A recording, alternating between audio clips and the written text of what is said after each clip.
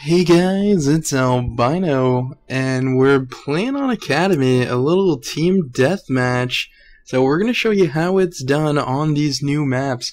Now, as you can see, you got two ink grenades, you have a torque bow, and a boom shot, or a digger and a sniper, and then you also got two bolt-action pistols on the map there. It's a pretty balanced map. It can be dominated with lancers quite easily, and it's a pretty big map also. So it's really fun to play. It's not as big as you'd actually think, so you'll about to see it here in a second. You can see I go immediately off of spawn here. And what I'm rushing is the torque bow. Who doesn't love that weapon? Immediately, I get a kill with it. But it's stolen by a teammate. And sure, it's a bot. You can see that one of them actually quit out right off the bat, so it's a 5v4. It's still actually quite a good game. They're all second prestiges, so it's not like they don't know how to play. Teammates going over there for the boom shot. Or for the digger, rather, in this case. So I go ahead and help them since I'm dead over at torque bow. I'll just give them that weapon and see how much they do with it. Now, I've been noticing that a lot of people just tend to give up when it's a 4v5 or a 2v1 or it's the last man standing, and you just have to know that you can win. Believe in yourself. You'll find out a little bit more about that later on in this gameplay. Picking up the easy double digger right there on both a bot and some random person. Really liking these ink grenades on this map, and just any map in particular. They stun from an extremely far distance that you wouldn't even think is possible. It's almost like the lock-on distance of those flame grenades. So I come up here, and I'm going to have every intention of just inking someone and destroying them. Unfortunately, I get inked myself at some point in this game, and it's bound to have happened to every one of you. As soon as you get inked, you're just like, dude, please don't kill me, please don't kill me, please don't kill me. Aw, crap. Because the stun is just so long, it is completely ridiculous. And by the time you're done, you're dead.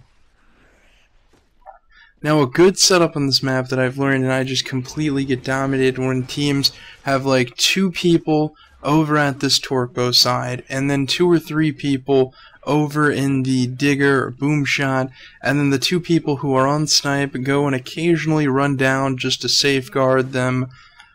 Grenades that are in the center, because once in a while you'll find people just camping in the center, and you really got to control that, make sure they don't camp in the center, or else you can't run around the map, because the whole point of this is to have control from the center of the map, and then you just switch directions when you're looking whenever they respawn, which is about every 2 minutes, or just whenever you get too far into their spawn. You see, the other team, they're forced to go ahead and just pull out them lancers, and they've been lancering hard. It's 5-2 right now, and you wouldn't think they can catch up, but just like that, it's now 2-2. There's that ink grenade for you. Gotta give it to him. Oh, how the games have changed. It was 5-2, then it's 4-2 in a matter of 40 seconds. You think we lost, don't you? You would give up at this point. I mean, 3-on-6? No, we're not the giving up type. What you gotta do is just relax a little. Camp back. You don't want to be pushing out as hard as you were before, but you still need to be quite aggressive. You don't charge them and chase them, but you make sure you have the power weapons. You can see as my teammates were camping the ink grenades, I went ahead and branched out, grabbed the digger since nobody was looking. They're more over on the torque bow side. Knowing that and communicating, we were able to actually make a slight comeback, 3-3, tying it up. And this is just unbelievable. See this old lady walking around with dreads? I think she knows I'm there. Because she moves. She follows my every step. And this digger, I swear that's where she was going to go. For some reason, though, no digger. No digger hits her. And that's cool, guys, because the more bullets you eat and the less bullets I fire at you, or somehow that makes perfect sense, it has a beneficial effect on all life forms across the galaxy. So we go ahead and branch off from the ink grenades, which they seem to be swarming, and they're coming all around us at all angles, and we branch off over here to where they were camping, because that's the only safe place on the map. I managed to go ahead and tie it up yet again with some quick pistoling kills, just getting the guys that are away from the herd, and then once again, since it's been about 2 minutes, which is roughly the respawn time of all power weapons, I go ahead and run back over to Digger and try and pick that up so we can tie it up. And what better way to tie up a game and win than with power weapons? Easier the better. Teammate over here, he would be the straggler. You want to make sure any bait that's given just naturally, you take full advantage of that. You see both of them try to double team the bait. Well, the digger took care of the bait pretty much, made sure it saved his life, picking up the easy kill on the straggler here. And a killing spree for the win. We make a nice little comeback, 8-3 right now, still got a whole plenty games to go. What I'd like to demonstrate, though, is that there's a strategy to playing Gears. You can't just run around and shotgun people, or else sawed-off users and retro lancer guys, they go ahead and get all the kills. If you run around quarters and there's a retro lancer, you're screwed. Hammerburst can't even handle a retro lancer up close. Then the sawed-off is always going to win against a Nasher player or someone else if they manage to sneak up on them and if they're right-leaning. You can get away with quite a bit in this game, though. So, you'll see that this time around, we try not to use as many close-range weapons, and we more so go for the longer range. We're lancering a little bit. We do shotgun here and there. We have control of the sniper rather than the boom shot in this round, and we are trying to change that. It's always good to control everything, but if you have to give up one for the other, if you got a good sniper on your team, it's nice to have the sniper. Otherwise, the boom shot's usually a safe bet.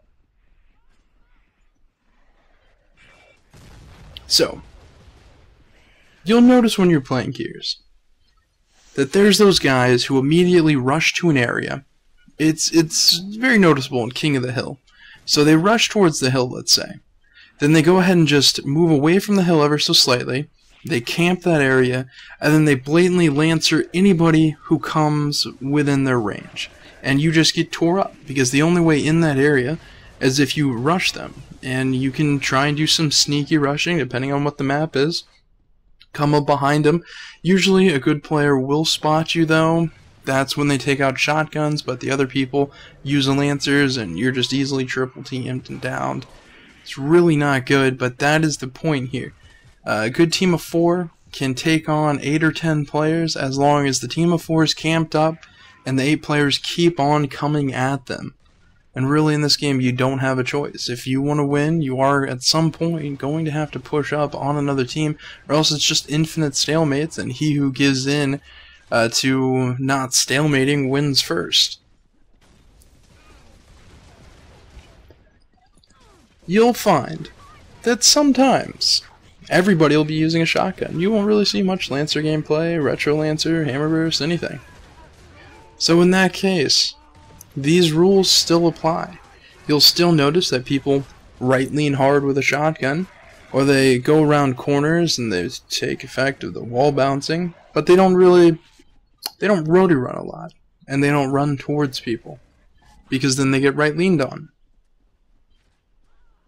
It's basically the same concept, except hammer bursting and lancering from afar is greater than right lean. Right lean and hammer bursting combined dominates all. And you never really want to let somebody get that close. The shotgun, it is meant to be a secondary weapon. Gears of War 1, it was the primary weapon, that's for sure. Gears of War 2, they changed all that. wasn't that much of a balance. And in Gears 3, it looks like they've restored the balance. Now the hammer, or any sort of lancer, is definitely the far range weapon and medium range weapon. The shotgun, it still can snipe people from time to time, and it turns you red hella quick. But look at that. Even the bot knows how to play. Lantern me from the side like a pro. Luckily, we got some lances of our own this round.